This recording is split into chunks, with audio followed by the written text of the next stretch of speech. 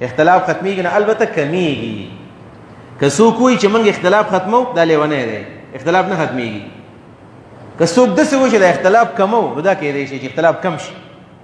ځای په ځای سړی اتفاق وکړي اتفاقونه خو دا مستقل نشي ختمېدلی نو پخوانه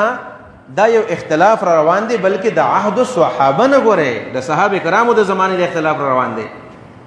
زه ذهن جوړوم تاسو له په دې خبره باندې چې اختلاف یو داسې اختلاف دی چې اوس زمانه کې مولیانو شروع کړی دی نو بس دا اختلاف خو بیا معتبر نه دی دا خو به چېرته د مسلک د وجې نه یا به د پارټي بازۍ د وجې نه یا به د تعصب د وجې نه یو هغه اختلاف دی چې د صحابه کرامو د زمانې نه را روان اختلاف دی نو هغه ختمیږي نه نو دلته بیا یو خبره یاده کړه چې کله یو اختلاف د صحابه کرامو د زمانې نه را روان دی د صحابه کرامو د زمانې نه روان دی یعنی څه صحابه کرام په یو باندې عمل کوي او څه صحابه کرام په بل باندې عمل کوي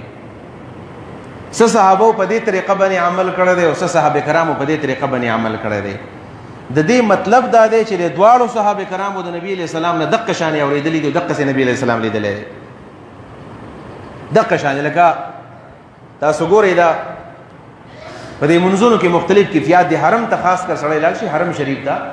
هلته به ګورئ څوک به رفع یدین کوي څوک به نه کوي څوک به امین تیز وي څوک په مذهب باندې وي څوک لاس سینې د پاسه ږدي امام شافعي رحمه الله مسلک والا امام احمد ابن حنبل رحمه الله مسلک والا سینې نه لاندې ږدي عند صدر احناف هغه وایي چې لاندې د نوم سره ښودل پکار دي دا مختلف کیفیات به تا ته په نظر باندې راځي بلکې هلته چې کوم د امام مالک رحمه الله د مسلک خلک دي هغوی لاسونه دقسې ځوړن نیولي هغوی اړو تړي نو نه دلته ږدي نه دلته ږدي نه دلته ږدي دقسې ځوړن نیولي څنګه چې شیګان ځوړن دي ارسال ورته ویلی کېږي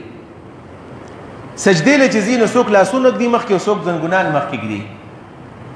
بیا چې کله دویم رکعت ته او دارنګې نه دریم رکعت ته چې پاسېږي او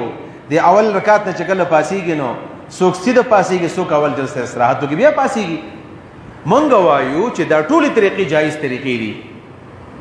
دا ټولې طریقې جایز دي ته وایې څنګه جایز دي ځکه جایز دي چې نبي علیه صلات وسلام خو په عمر کې یو مونځ نه دی کړی که نه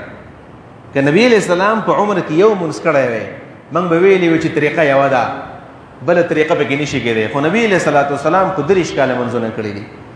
د ورځې 15 مونځونه په جمع باندې کړي دي او د دې نه علاوه نوافل او تهجد او واجبات او سنت بې شماره کړي دي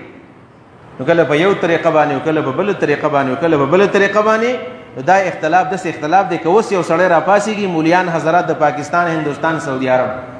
وایي چې راځئ چې د اختلاف ختمو په یو طریقه باندې مونځ کوو دا د چا پلار د اختلاف نشي ختمولی ځکه دا د صحابه کرامو زمانې را روان دی په دې وجه باندې کله چې د صحابه کرامو د زمانې نه اختلاف راشي نو حق دواړه طرف ته بیا که په دې باندې عمل کې نو دا هم حق دی او په دې باندې عمل کې دا هم حق دی دې ته موږ د علم په ژبه کې اختلاف تنوع وایو اختلاف تنوع دا دی دا دواړه قسمونه او دواړه انواع جایز دي بس